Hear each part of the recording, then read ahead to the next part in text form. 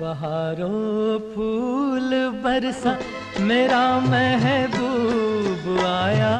नमस्कार दोस्तों, एक बार फिर से हम अपने चैनल पर आपका हार्दिक स्वागत करते हैं। और आज की वीडियो में हम बात करेंगे सूरज फिल्म के एक ऐसे गीत की जिसे इसी फिल्म के एक अन्य गीत से कड़ी चुनौती मिली थी। कौन सा था वह गीत और इसे किसने गाया था, इसकी बात हम आगे इस वीडियो में करेंगे।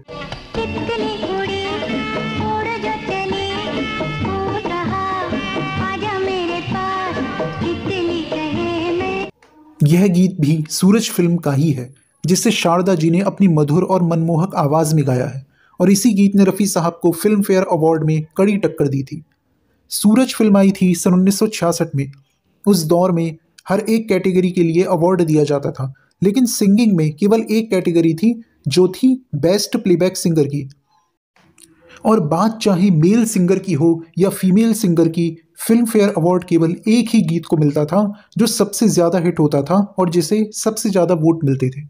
वोटिंग के द्वारा ही यह निर्धारित किया जाता था कि किस गीत को सबसे ज़्यादा वोट मिले हैं और इस गीत को बेस्ट सॉन्ग और बेस्ट प्लेबैक सिंगर का अवार्ड दिया जाता था। और सूरज फिल्म के भी किसी एक गीत को ही यह अवार्ड दिया जाना था। दरअसल सूरज फिल्म के दो गीत बहारों फूल बरसाओ और तितली उड़ी के बीच फिल्म फेयर अवार्ड में टाई हो गया, जिससे सभी आश्चर्यचकित हो गए। 15 वर्ष के फिल्म फेयर अवार्ड के इतिहास में ये पहली बार हुआ कि इन दोनों गीतों को बराबर बराबर वोट मिले। ओ लाली फूल की मेहंदी लगा इन गोरे हाथों में।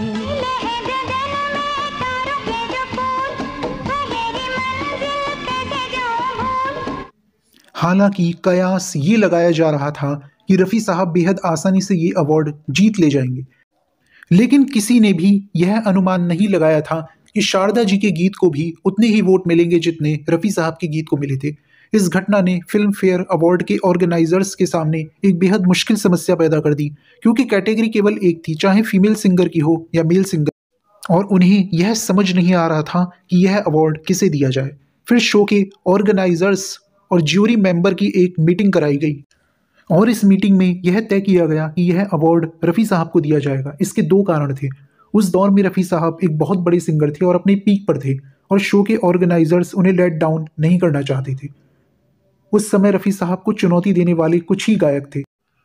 दूसरा कारण यह था कि जो गीत विनाका गीतमाला में पहले स्थान पर आता था, उसी गीत को सबसे मशहूर समझा जाता था, और उस समय भी रफ़ी साहब का बहारों फूल बरसाओ गीत बिनाका गीतमाला में पहले, और इसी गीतमाला में शारदा जी का गीत तितली उड़ी 21वें पायदान पर था। हालांकि शो के ऑर्गेनाइजर्स ने शारदा जी को भी एक स्पेशल अवार्ड देने का फैसला किया, लेकिन ये बहुत ही चौंकाने वाला था कि इतने बड़े गायक रफ़ी साहब के गीत को एक नई गायिका शारदा जी के गीत से कड़ी चुनौती मिलेगी।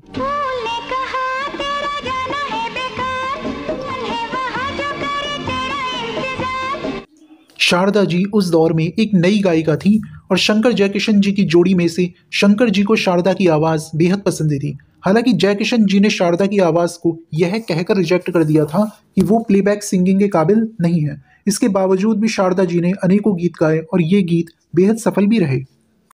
यह अवार्ड रफ़ी साहब को ही मिलना चाहिए था। इसका एक कारण और था। दरअसल रफ़ी साहब के निधन के लगभग 40 वर्षों बाद BBC ने एशिया नेटवर्क नाम का एक पोल किया, जिसमें उन्होंने लगभग 100 गीतों को सिलेक्ट किया और लोगों के द्वारा वोटिंग कराई गई।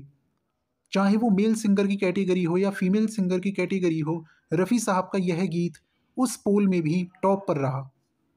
ओ लाली फूल की मेहंदी लगा इन गोरे हाथों में। आज के एपिसोड में इतना ही। इसी तरह के रोचक तथ्य और किस्से हम आपके सामने निरंतर लेकर आते रहेंगे।